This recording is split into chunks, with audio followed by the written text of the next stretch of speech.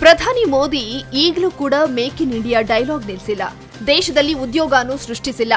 ಈ ಚೌಕಿದಾರ್ 100% ಚೋರ್ ಅಂತ ಎಐಸಿಸಿ ಅಧ್ಯಕ್ಷ ರಾಹುಲ್ ಗಾಂಧಿ ವಾಗ್ದಾಳಿ ನಡೆಸಿದ್ದಾರೆ. ಕೋಲಾರದಲ್ಲಿ ನಡೆದ ಸಮಾವೇಶದಲ್ಲಿ ಮಾತನಾಡಿದ ರಾಹುಲ್, ದೇಶದಲ್ಲಿ ಮೆಹುಲ್ ಚೋಕ್ಸಿ, ನೀರವ್ ಮೋದಿ, ಲಲಿತ್ ಮೋದಿ, ವಿಜಯ್ ಮಲ್ಯ ಅಂತವರಿಗೆ ಕಳ್ಳತನ ಮಾಡಲು ಅವಕಾಶ ಮಾಡಿಕೊಟ್ಟಿದ್ದಾರೆ. ಅದರಂತೆ ಮೋದಿ ಅನ್ನೋರೆಲ್ಲ ಕಳ್ರೆ ಅಂತ ವ್ಯಂಗ್ಯವಾಡಿದ್ದಾರೆ. ಜೆಡಿಎಸ್ನ 150 ಕೋಟಿ ಆಡಿಯೋ ವಿಚಾರಕ್ಕೆ ಸಂಬಂಧಿಸಿದಂತೆ ಮಂಡ್ಯ ಸಂಸದ ಎಲ್ಆರ್ ಶಿವರಾಮೇಗೌಡರ ಪುತ್ರ ಚೇತನ್ ಗೌಡ ಪ್ರತಿಕ್ರಿಯೆ ನೀಡಿದ್ದಾರೆ. ನಾನು ಈಗಷ್ಟೇ ಆಡಿಯೋ ತುಣುಕು ಕೇಳಿದೆ. ಅದು ನನ್ನ ಧ್ವನಿ ಎಂದು ನನಗೆ ಅನಿಸುತ್ತಿಲ್ಲ. ಮೊದಲ ಆಡಿಯೋಗೂ ಎರಡನೇ ಆಡಿಯೋಗೂ ಬಹಳ ವ್ಯತ್ಯಾಸವಿದೆ. ಆಡಿಯೋದಲ್ಲಿ ಮಾತನಾಡುತ್ತಿರುವ ವಿಚಾರ ಅಷ್ಟು ಸುಲಭ ಅನಿಸಲ್ಲ.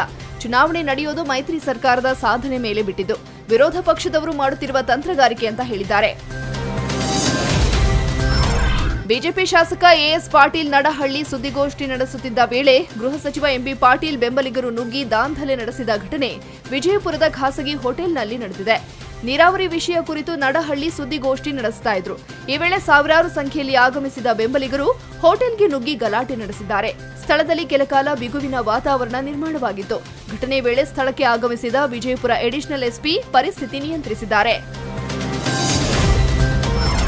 ಬಿಜೆಪಿ ಹೇಳ್ಕೊಟ್ಟ ಹಾಗೆ ಹೇಳಿಕೆ ನೀಡಿದ್ರೆ ಅಧಿಕಾರದಲ್ಲಿದ್ದಾಗ ಮಾಡಿದ ತಪ್ಪುಗಳನ್ನ ಹೊರಹಾಕುತ್ತೇವೆ ಎಂಬ ಪ್ರಿಯಾಂಕಾ ಖರ್ಗೆ ಹೇಳಿಕೆಗೆ ನಿವೃತ್ತ ರಾಜ್ಯ ಕಾರ್ಯದರ್ಶಿ ರತ್ನಪ್ರಭಾ ತಿರುಗೇಟು ನೀಡಿದ್ದಾರೆ. ರಾಯಚೂರಿನಲ್ಲಿ ಮಾತನಾಡಿದ ರತ್ನಪ್ರಭಾ, ಅಧಿಕಾರದಲ್ಲಿದ್ದಾಗ ನಾನು ತಪ್ಪು ಮಾಡಿದಾಗ ಪ್ರಿಯಾಂಕಾ ಖರ್ಗೆ ಏನು ನಿದ್ದೆ ಮಾಡ್ತಾ ಇದ್ರಾ ಅಂತ ಪ್ರಶ್ನಿಸಿದ್ದಾರೆ. ಅಲ್ಲದೆ ನಾನು ತಪ್ಪು ಮಾಡಿದ್ರೆ ಖರ್ಗೆ ಅದನ್ನ ಬಯಲು ಮಾಡಲಿ ಅಂತ ಸವಾಲು ಹಾಕಿದ್ದಾರೆ.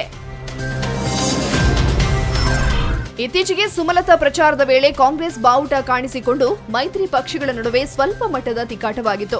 ಬಳಿಕ ಕೆಪಿಸಿಸಿ ಅಧ್ಯಕ್ಷರೇ ಬಾವುಟ ಹಾರಿಸುವಂತಿಲ್ಲ ಅಂತ ಖಡಕ್ ಎಚ್ಚರಿಕೆ ನೀಡಿದ್ರು. ಇದೀಗ ಜೆಡಿಎಸ್ ಬಾವುಟ ಹಾರಾಟವಾಗಿದ್ದು ದಳಪತಿಗಳಿಗೆ ಇರಿಸು ಮುರಿಸು ತಂದಿದೆ. ಇಂದು ಮಳವಳ್ಳಿ ಕ್ಷೇತ್ರದ ಕೊನ್ನಾಪುರದಲ್ಲಿ ಸುಮಲತಾ ಪ್ರಚಾರ ನಡೆಸ್ತಾ ಇರುವಾಗ ಬಿಜೆಪಿ, ಜೆಡಿಎಸ್ ಹಾಗೂ ಕಾಂಗ್ರೆಸ್ 3 ಪಕ್ಷಗಳ ಬಾವುಟಗಳನ್ನು ಹಿಡಿದು ಕಾರ್ಯಕರ್ತರು ಪಕ್ಷೇತರ ಅಭ್ಯರ್ಥಿಗೆ ಬೆಂಬಲ ವ್ಯಕ್ತಪಡಿಸಿದ್ದಾರೆ. ಮಂಡ್ಯ ಲೋಕಸಮರ ಈಗಾಗಲೇ ಜೋಡೆತ್ತುಗಳಿಂದ ರಂಗೇರಿದೆ. ಇನ್ನು ರಾಜಕೀಯ ವಲಯಗಳಲ್ಲಿ ಜೋಡೆತ್ತು ಅನ್ನೋ ಪದ ಪಾಪ್ಯುಲರ್ ಕೂಡ ಆಗಿದೆ.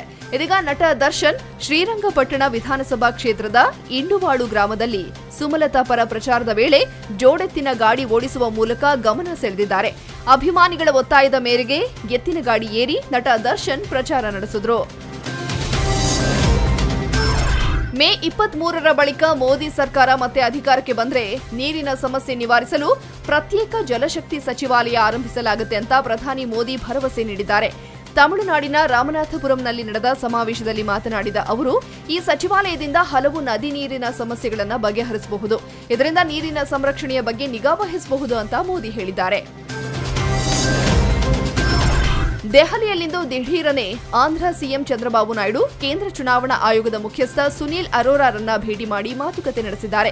ಮೋದಿ ಸರ್ಕಾರ ಚುನಾವಣಾ ಆಯೋಗವನ್ನ ಕಂಟ್ರೋಲ್ ಮಾಡ್ತಾ ಇದೆ. ಆಂಧ್ರದಲ್ಲೂ ಇವಿಎಂಗಳಲ್ಲಿ ದೋಷ ಕಂಡು ಬಂದಿವೆ ಅಂತ ಆರೋಪ ಮಾಡಿದ್ದಾರೆ. ಮೋದಿ ಸೂಚನೆಯಂತೆ ಇಸಿ ಕೆಲಸ ಮಾಡ್ತಾ ಇದೆ. ಇದರಿಂದಾಗಿ ನಮಗೆ ಸಂಸ್ಥೆ ಮೇಲಿನ ನಂಬಿಕೆ ಕಳೆದು ಹೋಗ್ತಾ ಇದೆ ಅಂತಾನೂ ಚಂದ್ರಬಾಬು ನಾಯ್ಡು ಅಸಮಾಧಾನ ವ್ಯಕ್ತಪಡಿಸಿದ್ದಾರೆ. ಮಂಡ್ಯದಲ್ಲಿ ಲೋಕಸಭಾ ಚುನಾವಣಾ ಕಣ ರಂಗೇರಿದ್ದು ದರ್ಶನ್ ಹಾಗೂ ಯಶ್ ಸುಮಲತಾ ಪರವಾಗಿ ಅಬ್ಬರದ ಪ್ರಚಾರ ಮಾಡ್ತಾ ಇದ್ದಾರೆ. ಹೋದಲ್ಲೆಲ್ಲ ಸ್ಟಾರ್ ನಟರಿಗೆ ಹಳ್ಳಿಗಳಲ್ಲಿ ಅದ್ಧೂರಿ ಸ್ವಾಗತ ಸಿಗ್ತಾ ಇದೆ. ಇದೀಗ ಕ್ಯಾಂಪೇನ್ನಲ್ಲಿ ಡಿ ಬಾಸ್ ಅನ್ನೋ ಕನ್ನಡ ಬಾವುಟಗಳು ರಾರಾಜಿಸುತ್ತಿವೆ. ದರ್ಶನ್ ಅಭಿಮಾನಕ್ಕಾಗಿ ಡಿ ಬಾಸ್ ಅಂತ ಘೋಷಣೆ ಕೂಗುವ ಮೂಲಕ ನೆಚ್ಚಿನ ನಟನನ್ನ ವಿಶೇಷವಾಗಿ ಆಹ್ವಾನಿಸ್ತಾ ಇದ್ದಾರೆ. ಇಂದು ದೇಶದಾದ್ಯಂತ ಶ್ರೀರಾಮನವಮಿ ಹಬ್ಬ ಸಂಭ್ರಮದಿಂದ ನಡೀತಾ ಇದೆ. ಜನರು ಮರ್ಯಾದ ಪುರುಷನ ಹಬ್ಬವನ್ನ ಪಾನಕ, ಮಜ್ಜಿಗೆ ಹಂಚಿ ಅದ್ಧೂರಿಯಾಗಿ ಆಚರಿಸ್ತಾ ಇದ್ದಾರೆ. ಇದೀಗ ರಾಗಿಣಿ ಮನೆಯಲ್ಲಿ 10 ಹೆಣ್ಣು ಮಕ್ಕಳ ಪಾದಪೂಜೆ ಮಾಡುವ ಮೂಲಕ ಹಬ್ಬವನ್ನ ವಿಭಿನ್ನವಾಗಿ ಆಚರಿಸಿ ಗಮನ ಸೆಳೆದಿದ್ದಾರೆ. ರಾಮನವಮಿ ಎಂದು ತಂದೆ ತಾಯಿ ಜೊತೆಯಲ್ಲಿ ಹೆಣ್ಣು ಮಕ್ಕಳಿಗೂ ಪಾದಪೂಜೆ ಸಲ್ಲಿಸಿದ್ದಾರೆ.